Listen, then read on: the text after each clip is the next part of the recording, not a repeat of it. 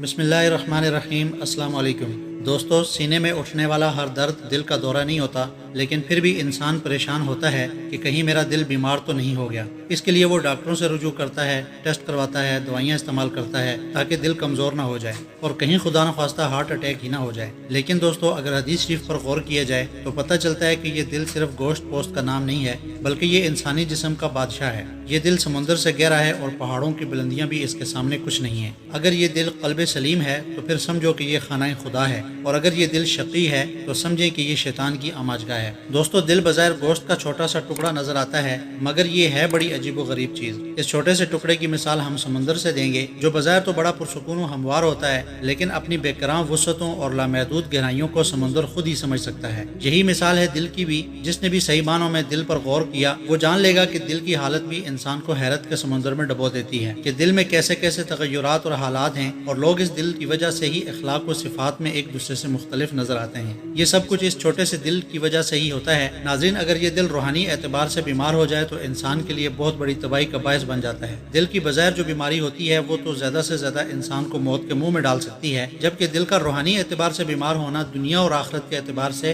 سخت نقصان کا سبب ہے۔ آج کی اس ویڈیو میں دل کے روحانی اعتبار سے بیمار ہونے کی 4 علامات بتائی جائیں گی، اس لیے ویڈیو کو آخر تک ضرور دیکھیں، اور اگر آپ چینل پر نئے ہیں تو اس کو سبسکرائب کرنا مت بھولیے، ساتھ ہی لگے بیل آئیکن کو بھی دبا کر آل پر کر دیں تاکہ اسی طرح کی نئی نئی ویڈیوز آپ تک پہنچ سکیں۔ تو ناظرین، انسان کو یہ کیسے پتہ چلتا ہے کہ اس کا دل بیمار ہے؟ تو اس سلسلے میں حضرت علامہ حافظ ابن القیم جوزی رحمۃ اللہ علیہ نے کچھ علامات بیان فرمائی ہیں۔ ان میں سب سے پہلی علامت یہ ہے کہ مخلوق سے ملنے کی تو تمنا ہو، لیکن اسے اللہ رب العزت سے ملنا یاد ہی نہ ہو تو سمجھ لے کہ میرا دل بیمار ہے۔ لوگوں کے ایک دوسرے کے ساتھ ایسے تعلقات ہوتے ہیں کہ ان کے دل میں ایک دوسرے سے ملنے کی تمنا ہوتی ہے، وہ اداس ہوتے ہیں اور انہیں انتظار ہوتا ہے، مگر اسے اللہ رب العزت کی ملاقات یاد ہی نہیں ہوتی، تو ایسا دل بیمار دل ہوتا ہے۔ ناظرین، بیمار دل کی دوسری علامت یہ ہے کہ جب انسان کا نفس اللہ تعالیٰ کی یاد سے گھبرائے اور مخلوق کے ساتھ بیٹھنے سے خوش ہو تو وہ بھی دل کی موت ہی کی پہچان ہے۔ اللہ کی یاد سے گھبرانے کا مطلب یہ ہے کہ جب انسان کا دل تسبیح پڑھنے، ذکر و اذکار کرنے اور مراقبہ کرنے سے گھبرائے، اسے مصلی پر بیٹھنا بوجھ محسوس ہوتا ہو کہ اگر بندے کا اللہ تعالیٰ کے ساتھ تعلق دیکھنا ہے تو اس کا مصلی پر بیٹھنا دیکھ لو۔ ذاکر انسان مصلی پر اسی طرح سکون کے ساتھ بیٹھتا ہے جس طرح بچہ ماں کی گود میں سکون کے ساتھ بیٹھتا ہے، اور جس کے دل میں کجی ہوتی ہے یعنی خرابی ہوتی ہے، اس کے لیے مصلی پر بیٹھنا مشکل ہوتا ہے، وہ سلام پھیر کر مسجد سے بھاگتا ہے۔ کئی تو ایسے بد نصیب ہوتے ہیں کہ مسجد میں آنے کے لیے ان کا دل بھی آمادہ نہیں ہوتا۔ ناظرین، بیمار دل کی تیسری علامت یہ ہے کہ جب انسان فانی چیزوں کو باقی چیزوں پر ترجیح دینے لگے تو وہ سمجھ لے کہ میرا دل بیمار ہے۔